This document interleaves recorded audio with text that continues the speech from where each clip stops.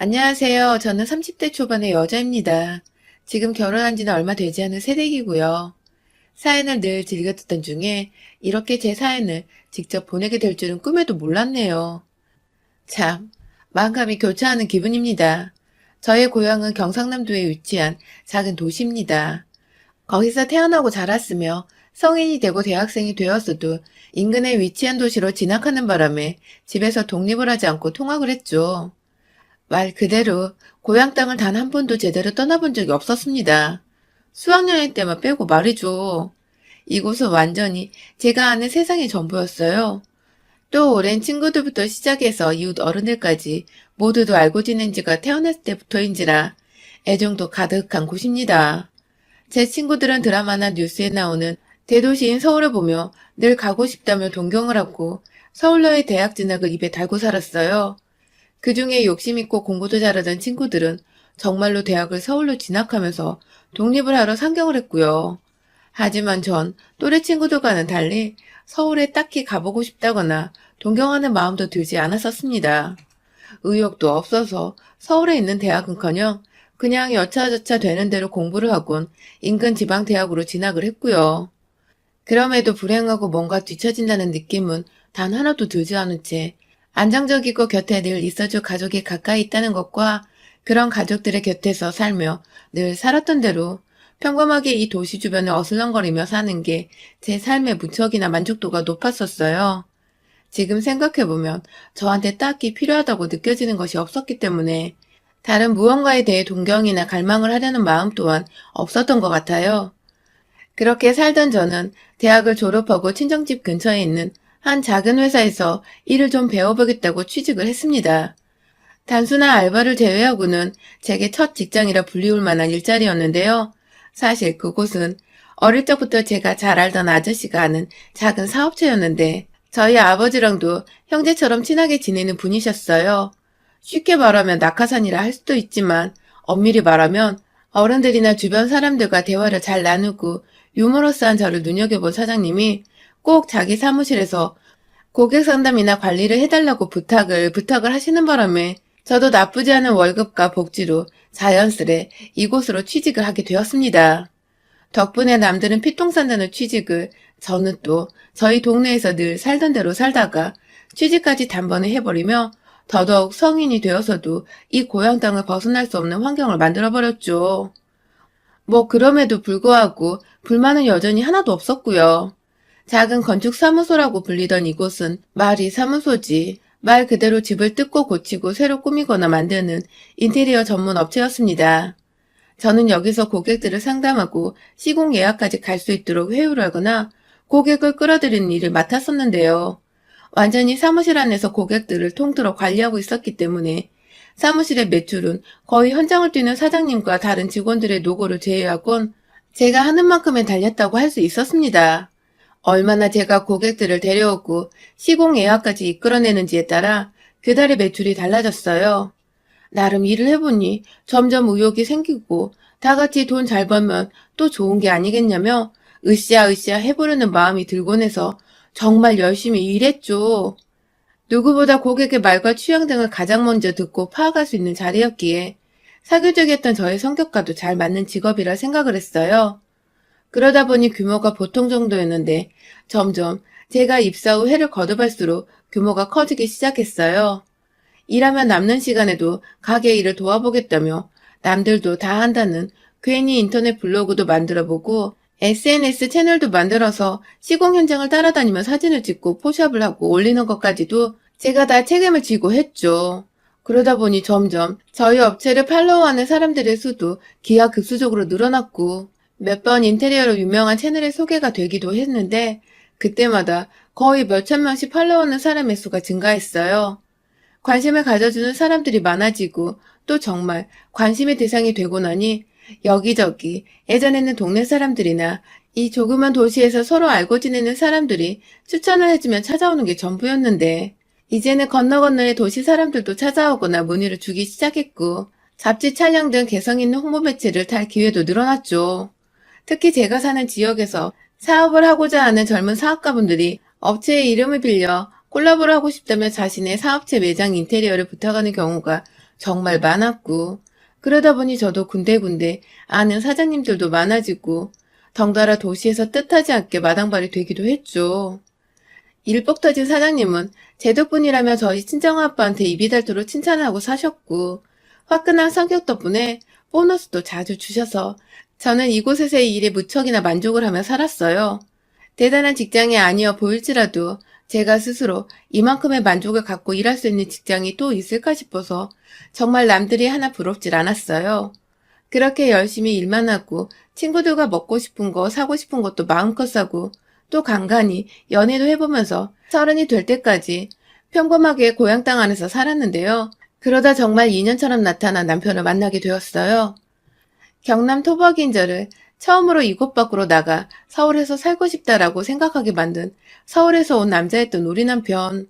정말 사람이 진국이어서 제가 완전히 푹 빠져 있었죠. 현재 안주를 하며 살았는데도 이런 평온함을 완전히 깨트려서라도 함께 살아보고 싶다는 생각이 들게 만드는 사람이었어요.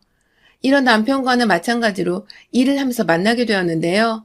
전국에서 유명하다는 인테리어 업체들을 다 돌아보며 자신의 마음에 드는 가게를 만들어줄 만능 업체를 찾아다니는 게 나름의 취미생활이라 여겼던 우리 남편은 그때도 인근 부산에서 거래처와 미팅이 있어 서울에서 먼 길을 떠나왔다가 그냥 이곳저곳 근처 도심들을 구경하며 인테리어 매장들을 돌아보고 다니던 중이었어요.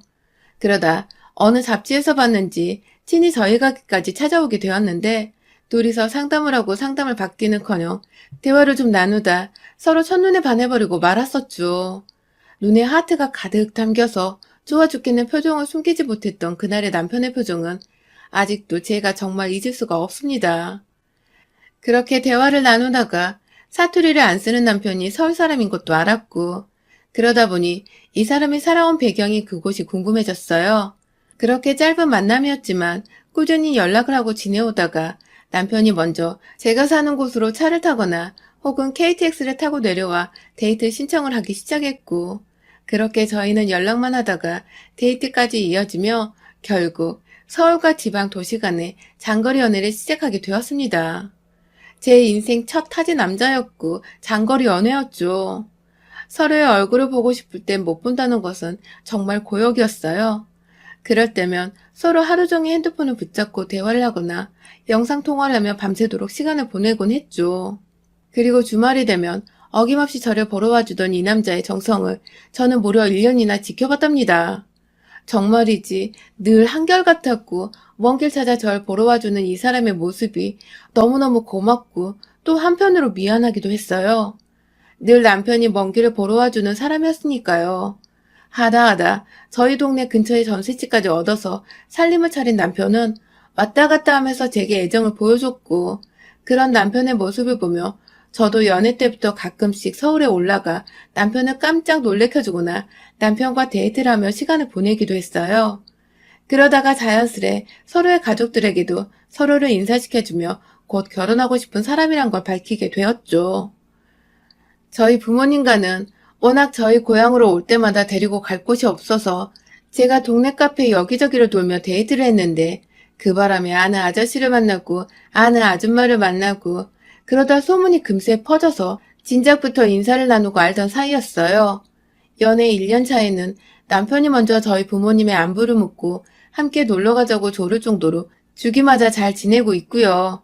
하지만 저 같은 경우는 사업을 하는 남편과는 달리 어쩌다 남편을 보러 서울에 올라가도 월요일에 다시 출근을 해야 했기 때문에 1박 2일로 잠시 머물다 오는 게 전부였어요. 남편의 가족들을 만나기는커녕 둘이서 함께 있을 시간이 부족해서 늘 다음으로 미루게 되었었죠. 남편도 그것에 대해서 딱히 불만은 없었고요. 자기를 놀래켜주려고 애써 서울에 와준 걸 알기에 오히려 더 고마워하는 편이었죠. 그렇게 저는 남편 따라 서울 구경도 처음 해봤고 남편으로 인해 서울 남자도 처음 만나봤고 결국 결혼하고 싶은 사람으로도 서울 남자의 남편을 콕 찍어보게 되었는데요. 둘이서 결혼을 하겠다는 결심을 하고 난 후 처음으로 서울에 올라가 남편의 부모님께 인사를 드리고 약속을 잡았죠. 그렇게 약속을 잡고 서울 갔던 그날, 시부모님을 처음 뵙던 그날은 정말 잊을 수가 없습니다. 제 결혼에 있어서 가장 큰 장애물이었던 우리 시어머니를 처음 마주했던 날이었으니까요. 있는 게 오히려 이상하죠. 서울에 KTX를 타고 토요일 이른 오전에 도착을 했어요. 역으로 마중 나온 남편의 차를 타고는 늘 숙소로 예약하는 호텔로 갔습니다. 제가 돈을 막 물 흐르듯 쓴 편은 아니었지만 대학 졸업 후 월급 받으면 저축도 곧잘 했고 보너스도 잘 받아왔기에 쓰고 싶을 때는 돈을 좀 팍팍 쓰는 편이에요. 서울에서 남편을 만날 때에는 늘 좋은 곳에서 좋은 기분 내면서 힐링받으며 남편과 좋은 시간을 보내고 싶었기에 좋아라 하는 호텔 브랜드로만 찾아서 예약을 했죠. 이른 체크인을 하고 짐을 풀자마자 구석구석 샤워를 했습니다. 옷도 다림질까지 해서 잘 갖춰 입었고 얼굴도 예쁘게 단장을 했죠. 시부모님을 만나러 가는 길이었으니까요. 그리고는 바로 옆에 있던 롯데백화점에 가서 시부모님 드릴 작은 선물도 준비했습니다. 도무지 뭘 준비해야 할지 몰라서 남편과 함께 상의를 하고는 어르신들이니까 몸에 좋을 홍삼 세트와 함께 곁들여 드실 고급 한가 세트를 준비했어요. 제 딴에는 정말 남편과 머리를 맞대고 진지하게 고민해서 골랐던 것이었습니다. 그런데 잔뜩 긴장하고 설레어 찾아간 시댁의 분위기는 제가 생각했던 것과는 아주 달랐어요. 기껏 선물을 챙겨간 제 손이 민망해진 만큼 저를 환영하지 않으셨던 시부모님의 표정은 참 냉담했어요. 그걸 전 다 느낄 수 있었고요. 분위기를 보아하니 시부모님은 남편이 저를 만나러 오던 것에 대해 알고 계셨을 텐데 반대를 하셨던 것 같았어요. 하긴 제가 생각해도 지방에서 지방대 나와 조그만 회사에서 일하는 멋모르는 애를 며느리로 뜬금없이 맞이하겠다고 서울까지 불러와야 하는 게 탐탁지 않을 수도 있겠다 싶더군요. 하도 오랜 시간 일하는 회사에서 고객들을 상대하고 상담하는 일을 맡다 보니 조금만 대화를 해봐도 시부모님의 저를 향한 마음을 약간의 눈치를 챌 수 있었습니다. 일할 땐 그리 좋더니 눈치 빠른 게 이럴 땐 상처가 돼서 씁쓸했죠. 아무튼 저는 별다른 티를 내지 않고 아무것도 모르는 철없는 예비 며느리로 빙의해서 최대한 빙고 웃음을 지어 보이며 시부모님 비위를 맞춰드리려 했죠. 이왕이면 옷도 좋고 액세서리도 좋고 요즘 좋은 거 참 많은데 홍삼에 한 거 사왔다며 제가 그닥 센스 있는 요즘 애가 아닌가 보다며 시어머니가 직설적으로 무안을 주기도 하셨지만 전 다 상관없었어요. 남편과의 결혼 승낙을 받는 게 우선이었으니까요. 점점 제가 사투리 섞인 말투로 노력하고 진땀 빼는 모습을 보이자 귀여우신지 안쓰러운지 애초롭게 바라봐 주시는 시아버지의 표정을 보니 점점 저한테 호감을 느끼시는 것 같아서 시어머니 한 명만 설득하면 된다는 것도 나름의 위안이 되었어요. 평생을 환대까지는 아니어도 미운 털 박혀 산 적이 없었는데 누군가로부터 환영받지 못하고 있는 그 상황이 꽤나 힘들었습니다. 마음 좀 돌려보겠다고 전에는 어쩌다 가던 서울을 정말 거의 매 주말마다 찾아 나서서는 시어머니 옆에서 아양을 떨어보곤 했어요. 괜히 딸 없는 시어머니 옆에서 딸로를 좀 해보겠다며 카페도 가보고 백화점 쇼핑도 따라가보고 막 이것저것 노력을 많이 해봤는데 3주쯤 지나서 알겠더라고요. 시어머니가 왜 절 싫어하시는지 그 정확한 이유를 말입니다. 그간 시어머니는 제가 남편의 돈을 허투루 쓰는 보잘것없는 민폐녀라 생각을 하고 계셨더라고요. 저한테 갑자기 왜 자꾸 돈 아깝게 서울을 오냐며 핀잔을 주셨어요. 남편은 잠깐 친구 전화를 받겠다고 식사 자리에서 자리를 비운 사이였는데 말이죠. 혼자 남겨져서 황당한 소리를 들으니 저도 살짝 어이가 없더라고요.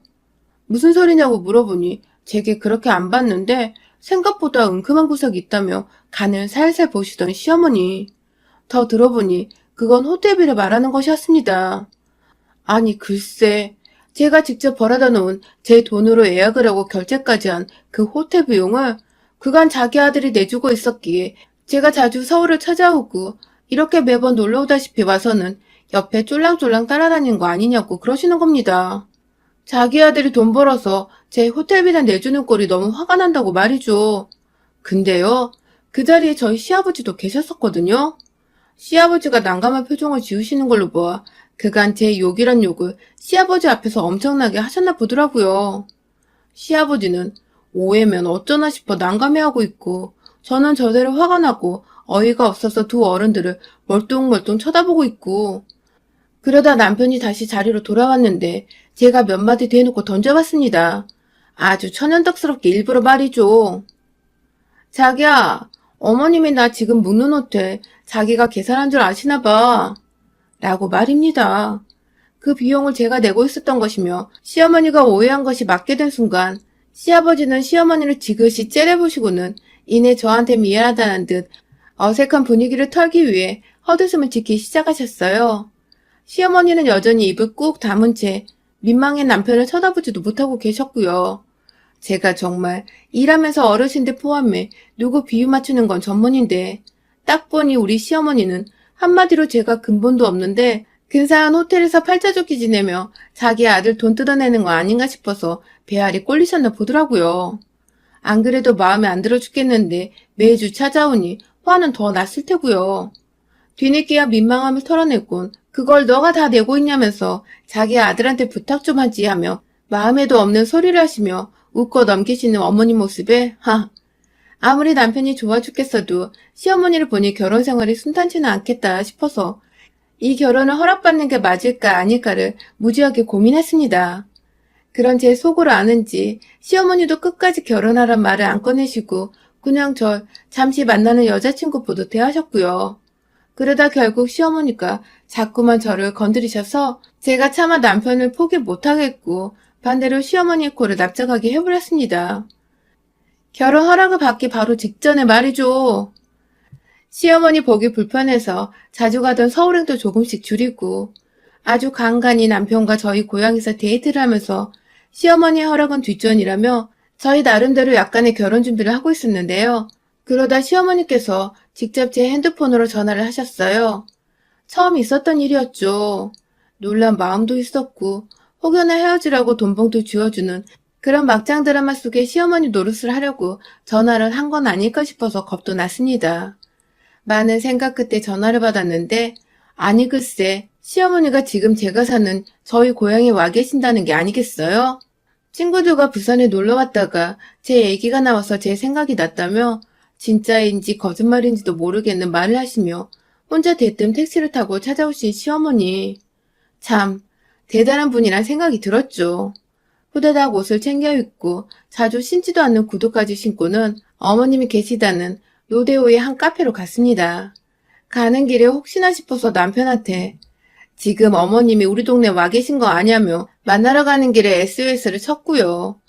그 로데오가 젊은 애들한테 유명한 곳인지 또 어찌 알았는지 핫한 곳을 알아서 찾아가 계신 시어머니는 카페로 헐레벌떡 걸어 들어오는 저를 보곤 제일 먼저 동네가 후지단에 핀잔을 대며 인사 대신 말을 건네셨어요.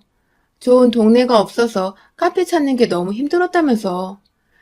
서울 살다 이런 작은 동네 오니까 도저히 답답해서 하루도 못 있겠다며 굳이 큰 소리로 말 안 해도 될 것을 옆에 앉아있는 이 도시 사람들이 다 들을 정도로 쩌렁쩌렁 말하시는 어머님.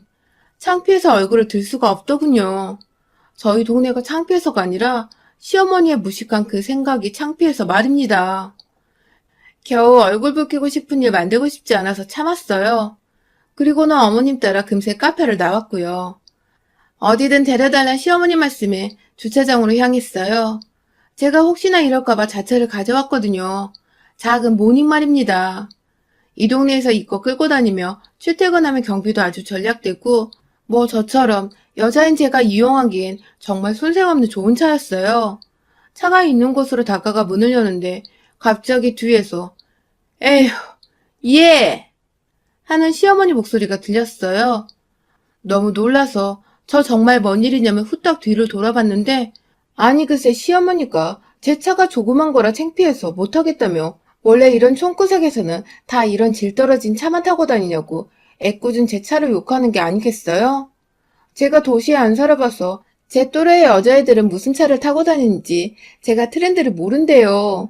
게다가 이런 것 타면서 그리 자랑스레 차문을 열거나 차 소개를 하는 거 아니라며 별 가짜는 충고를 하며 저를 욕보이던 시어머니. 캬, 진상에 아주 끝판왕이 납치셨더라고요.